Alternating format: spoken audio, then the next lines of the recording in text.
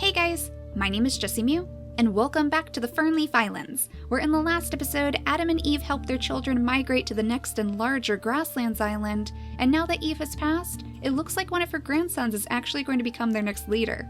He managed to inherit a lot of her traits. He has, of course, her claw and her nimble fingers, and he looks very, very similar to her. He even has that big bushy stinky tail too, which is pretty funny. So he's like our next little squirrel. The only difference is that he has the big nose instead, so he has a much higher smelling skill. That means that we're going to be able to use his nose later on once he grows, so that we'll be able to find more of these berry bushes in particular. And I think what I'm going to do today is maybe move Roanoke here out to this berry bush that nobody is picking right now, because I think, honestly, especially in her old age, Meisana is probably going to want to stay in the shade of this tree. So she does have the nimble fingers too, so she could actually come over here and take his place. She'll be able to pick up the acorns that drop on this side of the tree, as well as all of the little berries that grow on this berry bush. So I feel like that would be a good location for her, and then we could actually get rid of this nest and place one in the shade instead, so that she'll be a little bit more comfortable.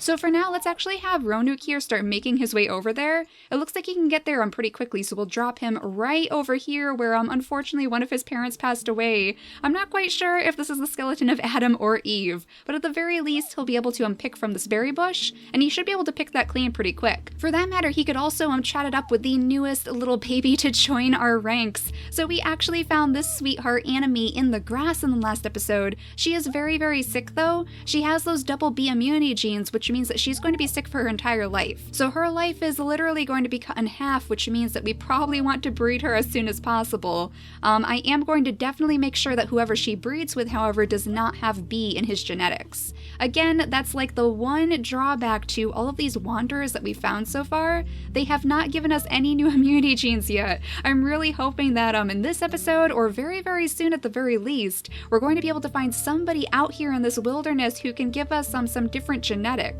Because we are going to get to the point where it's going to be hard for us to pair these creatures up, especially as the immunity genes get smaller and smaller.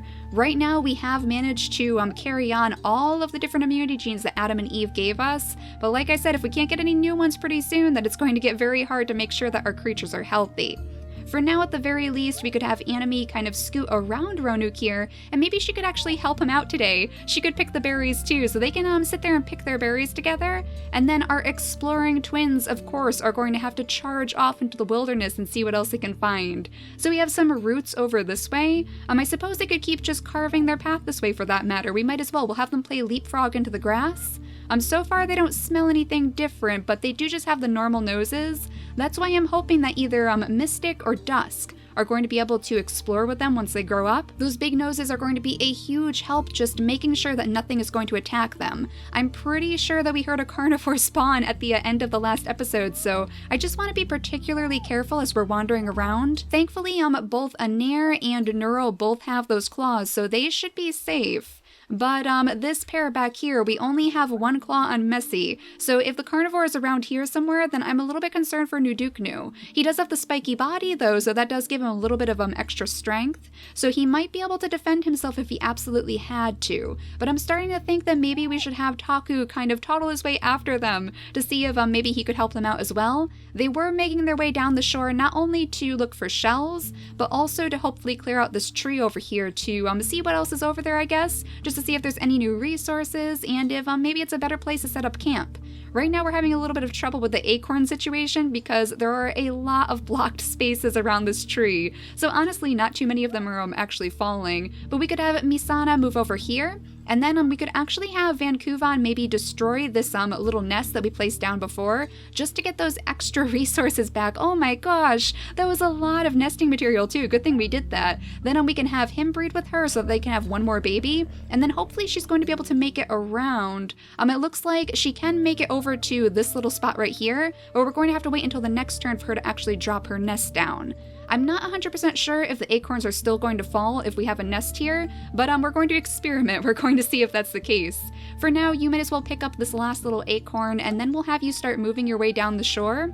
And let's sniff around too to make sure that nothing is out here. We have a little mole, of course. We always have these moles. But otherwise, I can't see any carnivores yet. So wherever it is being very, very sneaky. Now we are definitely going to keep Vancouver right here so that he can protect his children just in case the carnivore is on this side, because if it attacks one of the babies, then they will die instantly. So we have to make sure that they are very well protected. He can, however, use his last turn to knock down some more of those acorns for his family.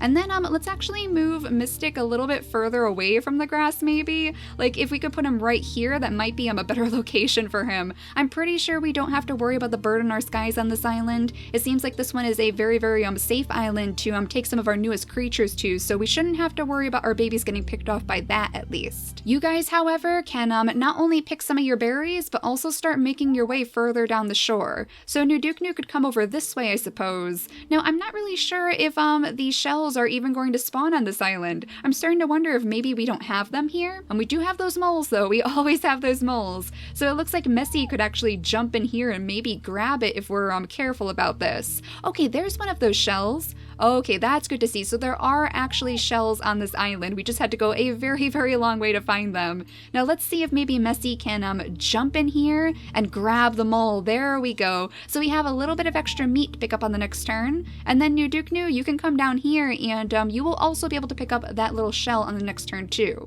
Otherwise, I believe that is it for this turn. So let's go ahead and skip the day, but I am going to zoom out a little bit to make sure that we're keeping an eye on all of our creatures. Since we're spreading them out, it's a little bit harder to make sure that everyone is safe at once. Though I don't see the carnivore yet, so it is still wandering around somewhere in the grass. Let's sniff around again to make sure that it's not in the immediate area. Unfortunately, I do not see anything, so it seems like it is still wandering somewhere, and this place is so huge. It is humongous, so it could literally be on the other side of the island and we would never know. Though at the very least, that would mean that it would probably pass away from old age before it even reached us. So Missy, why don't you pick up the meat over here, and then your brother can actually pick up the shell, and then we'll have you guys start making it straight over to this tree over here. It looks like there's another shell over here for us to pick up too, so we'll move Nuduknu right over here, and then he can pick that up on the next turn. And then Messy, you might as well at least start peeking in a little bit of the grass for us. It looks like this is actually a swamp biome right next to the tree, so we'll have to be particularly careful about that. We don't want to leave too many of our creatures in the swamplands because we certainly don't need them getting sick. Meisana should be able to drop her nest now though, and I think this is probably the ideal location for it. We can drop it on top of the acorn, so we'll go ahead and do that, and then I guess we'll pick up the acorn too. It does seem like we should probably still be able to pick up acorns even though she has a nest here. Taku is still moving his very, very slow way over to the other portion of his family. I think he should be able to make it there. I'm just a little bit concerned that if he gets separated, then he might be the one getting attacked. Like, I feel like of all of the creatures right now, the carnivore would probably be eyeing up Taku simply because he's alone. But hopefully he won't be alone for too long. Like, as long as we can keep him on the shore, he should be able to get there on the next turn. We don't really need to have him carve his way through the grass until he gets to his family. Now, it looks like a little bit of the grass has grown back over here, oddly enough, right on top of the bunny burrow. Now, the bunnies are not going to spawn if Vancouver is right next to the burrow, so we might actually want to move him a little bit further away. And in fact, we could actually move him over on this side so that he'll be able to protect his family in case anything comes out of the grass. If he moves right up against the grass, then he could possibly push out the territory on the next turn too.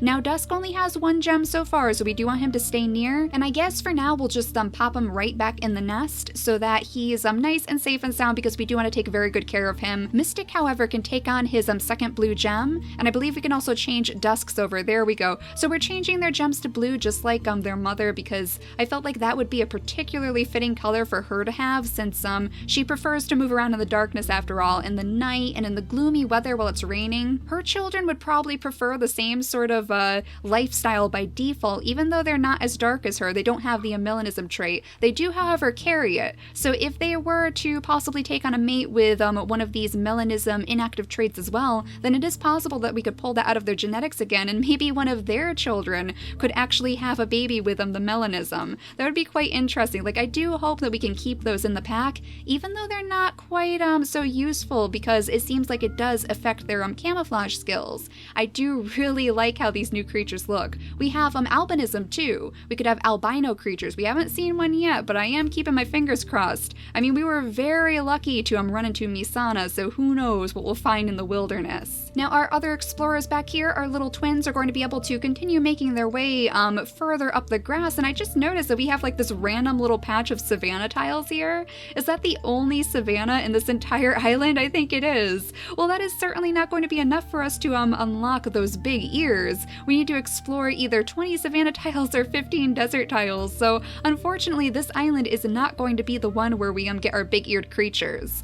Though I suppose if we wanted to, before we go off to the jungle biome, we could possibly explore maybe the other larger islands. I think this is a slightly harder island back here that is also just as big as this one. I'm not 100% sure though, so if you guys know exactly what this island with all of these bones is supposed to be, then do let me know, and we'll decide if that's the one that we want to go to in the future before we go visit the jungle. Though the jungle is still a very, very long way off in the future because we do need to make sure that our creatures are prepared to take that on. We need strong creatures just in case we need to attack the apes, but beyond that we also need to make sure that we can hide from them because I guess we're actually meant to camouflage ourselves from the apes rather than fight them. They are definitely meant to be higher on the food chain than our little critters. Now it might be a good idea to move Mystic a little bit further away. If we could scoot him over here, then he could at least keep an eye on all of this darkness, and we should also be able to sniff pretty good in the grass. Yeah, we should be able to see pretty deeply now when we're in the smell vision,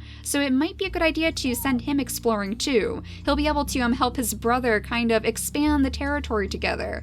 For now, he can at least peek in this grass. And then you guys back here, like, I am very, very tempted to maybe see if they could have a baby together. They could possibly give us our line of collectors because they both have the nimble fingers. We do have to watch out for the eyesight situation because Roanoke here has the short-sighted eyes in his genetics. He actually has two traits. He is very hard at seeing.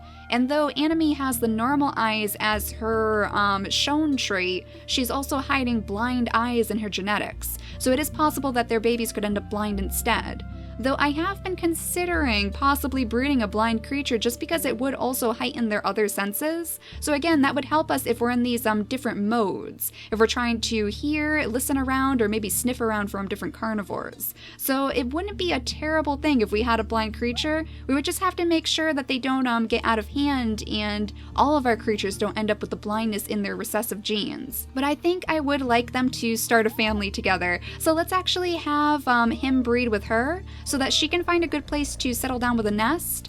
I suppose, honestly, they could settle down right here for now. Maybe we'll see if they can find some more berry bushes out here. This would be an interesting place for them to settle down if they could find a whole bunch of berry bushes to pick from, because honestly, their family would definitely want to settle somewhere with a lot of berries. With all of those nimble fingers, that would be the ideal situation. For now, though, we will just plop a nest right down here because we know we can pick it up again, and we know that we get quite a few of those materials back if we need them. You could at least peek in this grass for us, and I think that's actually the last turn that she's going to take, though I want to make sure that the mutation menu is set up correctly for their children. So we have the normal eyes in the 30% slot already, but I also want to place those hind legs back in there. There we go, the hind legs. Let's place that in the 30% slot because she does have the webbed hind feet, so it would be a good idea just to place those in there because I believe he also inherited it in his genetics from his father. So it seems like their children, if we didn't tamper with the mutation menu, would probably end up with the webbed hind feet. Otherwise though, I think that's it for this turn too, so let's zoom out again. Let's zoom out again and make sure that nothing attacks our little critters. So far so good, and it's actually raining, so that's some pretty good luck for this baby. Unfortunately, his mother is still so sick, but does he have? Oh my gosh, he has both of the nimble fingers. Yes! That is exactly what I was hoping for. So we have a double nimble-fingered baby. Unfortunately, he does have the webbed hind legs and he does have the short-sighted gene. So that means that the mutation menu did not affect this baby in the way that we were hoping. But regardless, I mean, he is definitely going to be able to at least settle down by one of these little berry bushes and pick it clean for us. Now it looks like we did finally spawn a bunny over here too, so let's get rid of this one before we go any further because we definitely don't want it stealing all of our berries. Dusk can actually use this as his very first act as a prince because he does have his second gem now. We could change that over to blue too. So now he is doing a very good job collecting food for the pack, and now they have a sister.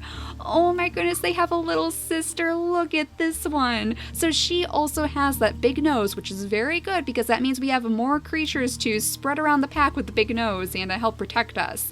And she has the bushy tail. Oh, that is perfect. She's just missing those green eyes that Eve had actually, because she also has the nimble fingers and the claw. So she is also going to be a very, very helpful member of the pack, and I'm sure that Dusk is going to appreciate having her around to help him lead the rest of the pack. Now, since she was born in the rain, I feel like Rain would actually be a very fitting name for this baby. We'll go ahead and name her Rain, and then the baby back here I would like to start naming after, again, those different types of plants like we were doing in our last series, because this is going to be our collecting line after all. So instead of Tavon, we'll name him, how about Maple? Maple might be a good name, especially with his fur color. So while he can't move just yet, we could have his mother start making her way into the grass a little bit deeper just to see if they can find some more berry bushes, while Ronuk here is going to go ahead and collect all of the berries off of this bush for himself.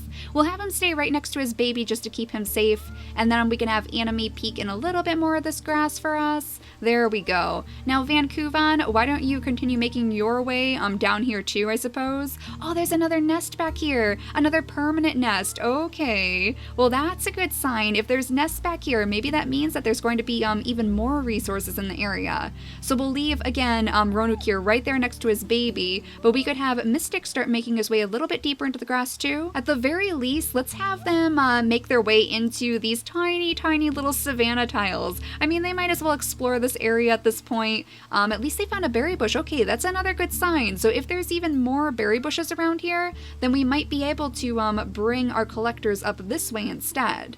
I mean, it would be a good idea for them to settle under a tree anyway. I feel like most of our creatures in this pack are going to prefer colonizing the areas right around the trees just so that they'll be able to pick up all of the acorns. Now, Taku, on the other hand, you are going to make your way over to your family, finally. Finally, you've made your way over to these shores. It's kind of funny that the creatures who look so similar ended up banding together out here. Hopefully they're going to be able to find something worthwhile. We'll have Nuduknu pick up the shell that he found before, and then Messi can start making her way up toward the tree. Now, I don't want to leave her in the swampland, so we're going to move her up here instead, and then Nuduknu can come up here and just kind of like search around the area. So far nothing though, unfortunately. Let's actually sniff though. Let's see, there's no berry bushes in the immediate area. Again, these guys don't have the big nose, so they're not able to smell as well.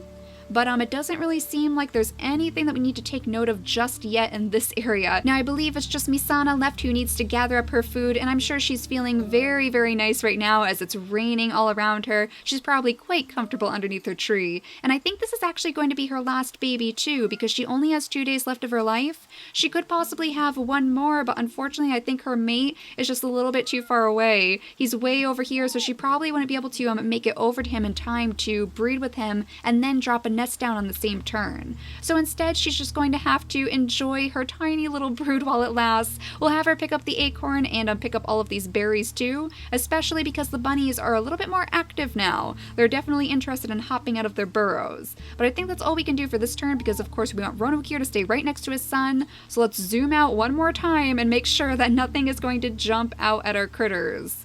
So far, so good. I'm really surprised that it has been so quiet out here, but I'm guessing that they're all just kind of like brewing off in the darkness. As we get more little colonies going, then we should be seeing quite a few more creatures spawning too. And hello, little mole. Who's going to catch you? We need somebody to come at him from behind. And unfortunately, Dusk is just a little bit too far away. If we could make him turn around though, then Mystic could actually swipe him instead. So let's have Dusk pick up his meat. That made him turn a little bit, and then we could have Ronuk here pick his berries. There we go, we're getting there. Then we can have Mystic jump in here and slice the mole. Alright, so we managed to outsmart that little guy at the very least. And then I guess you guys can start making your way down on this little strip of land. So we'll have Vancouvan help you out. He can come up here and clear out a little bit of this grass. And then Anime could actually jump in the grass too and clear out a little bit more for her family to use. Ronuk here could move on this side of his son so he can clear out some more of the grass. And then once Maple grows up, we could actually have him do the same. Right now he can't clear out the grass because he's too young, but he could actually scoot over here and like hide in the grass instead. So he's kind of playing around while his father is clearing out the area. And I'm sure his father is finding that very, very cute. Maybe that's why he didn't clear out that particular spot, because he wants his son to to have a little bit of fun. Dusk, on the other hand, you are going to have to move off of your little bunny throne. Let's move you back over here because that's the furthest he can get at the moment. He is slower, of course, because he doesn't have any running legs, so it's going to be a little bit harder for him to get around. Now, Meisana, on your very last turn, oh, I am going to miss her so much. She can pick up her food, she'll grab up her acorns, she'll pick her berries, and then she'll stay with her newest little daughter. Oh, I am definitely going to miss her, but at the very least, it is raining. So we know that she's very comfortable and she's going to enjoy her final days on this island as she passes. Now, our exploring twins, where should we actually take you? Let's sniff around. Oh, geez, we have a little bunny back here stealing our berries again. Now, unfortunately, this guy has positioned himself just so we can't actually jump in there and pin him down, but we could at the very least maybe have a Nair jump in here, and now we can grab it. So it did grab some of our berries. Unfortunately, it did manage to steal some of our berries over here, but we don't really have suitable berry collectors in the area right now anyway. So once we get some more nimble-fingered creatures up here, then it'll be a little bit more detrimental that we make sure the bunnies don't steal from them. But right now, I'm actually wondering if maybe they should cut the berry bush down. We do know that Neuro is strong enough to do that because he has the antlers, so it might be a good idea for him to just swipe this thing down for us so that we can get a little bit of extra food, because I don't think we have enough of the nimble-fingered creatures to really spread them out that far just yet. So that might be an idea because it'll grow back pretty fast anyway, so I think that's what we'll do on the next turn. But you guys, can you find anything out this way? Let's sniff around again to make sure. Yeah, it is so quiet out here. That is very, very unnerving though. I don't like it when it's so quiet because I feel like something is definitely lurking out in all of this tall grass. We do have some acorns over here to collect, so Nuduknu can go ahead and pick that up for us. And then you can follow your family up this way, make a little pathway so that we don't get lost. We have some more shells over here too, so that's good to see. And there's some of our resources. We have some roots down here, we have some moles, and we do have a berry bush. So we do have some way to collect food over on this side of the island too, which means that's going to be another pretty good place to settle down and start a family. Now let's go ahead and skip the day again, because before we end out this episode, I think I would like Anime to have one more baby. Thankfully the carnivores aren't attacking just yet, but oh, Meisana, you did pass away right with your little daughter. Let's give her her blue gem so that she can remember her mother. Unfortunately, she's just a little bit too young to actually pick up any of this food. Or wait a second, oh my gosh, she can pick up the acorn? Really? The acorn is practically as big as she is. Okay, well, it makes sense. I mean, it is her preferred source of food because she does have that giant fluffy tail, the stinky tail rather. So there we go. At the very least, she's able to pick up the acorns even though she's a tiny little baby. I guess she learned that from her mother. I guess her mother did teach her right before she passed away how to pick up all of that food. Now, Mystic is fully grown, and isn't he handsome? He's the only creature in here right now, not only with the purple eyes, but also with that crown of ram horns. So I feel like he's also going to be a pretty valued member of the pack, especially due to his heightened senses. He can smell much better than a lot of the other creatures right now, so I feel like a lot of the explorers in particular are going to want to travel around with him. Oh, and how cute is this? Maple actually grew his second gem too? Oh my gosh, so he can actually pick up this grass now that he was playing in. So he could actually move up a little bit closer, but I think we're going to want to have Ronuk here move over here so that he'll be able to breed with Anime if we move Vancouvan, of course, out of the nest. And there we go, there's some more resources. Okay, another berry bush. Yet another berry bush directly next to a bunny burrow. So these bunnies are getting very, very smart, it seems. They are definitely picking the better locations to start their own little families. Let's have Anime breed with Ronuk here though, and then we could actually move him back here to pick up his berries too.